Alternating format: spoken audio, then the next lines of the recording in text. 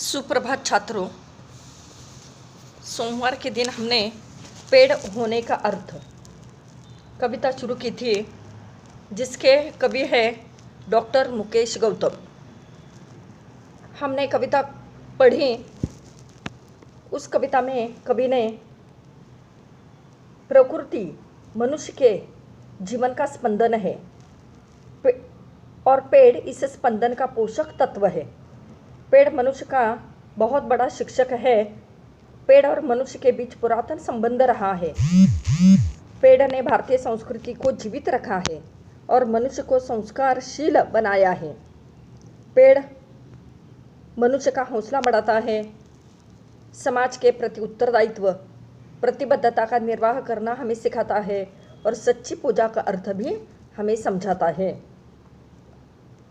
कवि ने मनुष्य जीवन में पेड़ की विभिन्नार्थी भूमिकाओं को स्पष्ट करते हुए उसके होने की आवश्यकता की ओर संकेत किया है।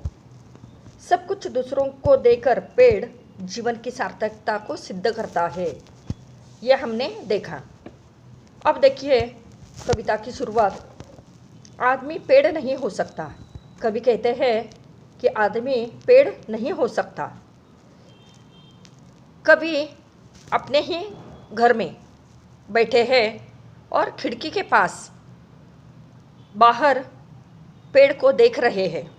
कवि कहते हैं, कल अपने कमरे की खिड़की के पास बैठकर जब मैं निहार रहा था एक पेड़ को, तब मैं महसूस कर रहा था पेड़ होने का अर्थ।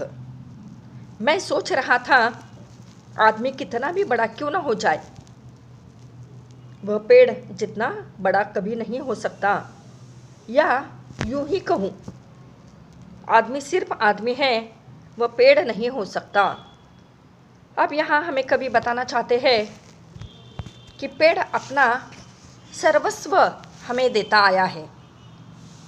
देखिए चित्र में कि पेड़ जो है खुशी खुशी उस बच्ची के हाथ में अपना सर्वस्व देना चाहता है और बच्ची ने अपना हाथ जो है आगे किया है।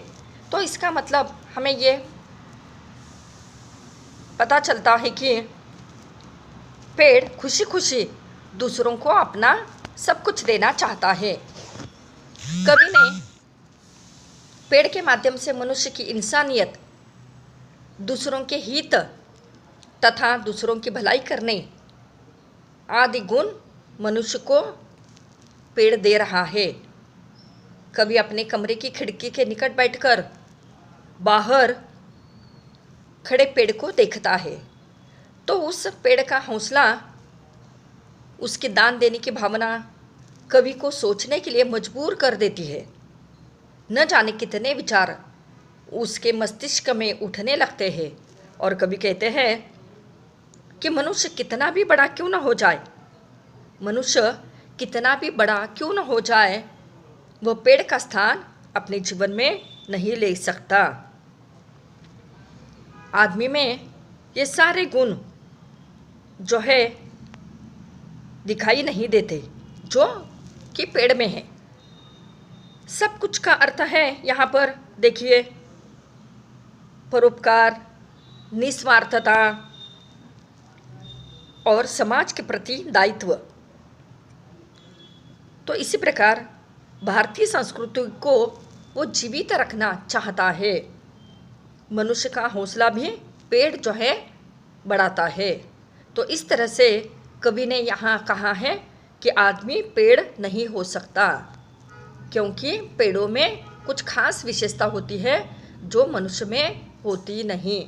मनुष्य कितना भी अपने आप को अच्छा क्यों न कहे, बड़ा क्यों न कहे, लेकिन वो पेड़ के समक्ष छोटा ही साबित हो सकता है।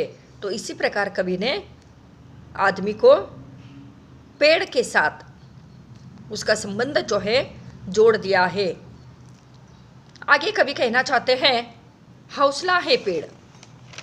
देखिए कवि कहते हैं, हौसला है पेड़ अंकुरित होने से ठूट हो जाने तक, अंकुरित होने से ठूट हो जाने तक, आंधी तूफान हो या कोई प्रतापी राजा महाराजा, पेड़ किसी के पाँव नहीं पड़ता है। जब तक है उसमें सांस, एक जगह पर खड़े रहकर हालात से लड़ता है।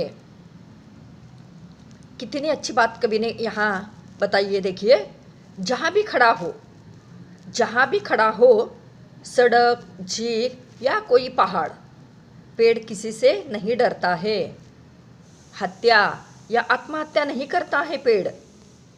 थके राहगीर को देकर छांव व ठंडी हवा, राह में गिरा देता है फूल और करता है इशारा उसे आगे बढ़ने का। कभी हमें ये समझाना चाहते हैं कि हौसला है पेड़, हिम्मत देता है हमें आगे बढ़ने की। मनुष्य को सीख पेड़ से लेनी चाहिए। कौन सी सीख? तो देखिए, पेड़ जो है मनुष्य को भी हौसला देने का काम करता है। कभी कहते हैं कि जब तक वह अंकुरित होने से ठूट हो जाने तक, इसका अर्थ है अंकुरित होना माने जन्म लेना और ठूट हो जाना माने जीवन पर्यंत। पेड़ जब तक बूढ़ा हो जाए तब तक वो अपने जीवन में किसी भी तरह की आंधी आए, तूफान आए, उससे वो डरता नहीं। वो अपने जीवन में बड़े से बड़े राजा महाराजा उसके जीवन में क्यों ना आ जाए, या तूफान उसके समक्ष डट कर खड़ा रहता है, कभी किसी के सामने वो झुकता नहीं। तो इसी प्रकार हमें कभी ये बताना चाहते हैं कि हमारे सामने जब भी कोई सत्ताधीश आते हैं, बहुत अमीर व्यक्ति आते हैं, तो हम उनके सामने झुक जाते हैं, लेकिन ऐसा हमें नहीं करना चाहिए। हमें किसी के सामने लाचार नहीं होना चाहिए। हमें अपने जीवन में स्वावलंबी होना चाहिए, पेड़ की तरह कभी किसी के सामने झुकता नहीं। इसका अर्थ है लाचार न होना।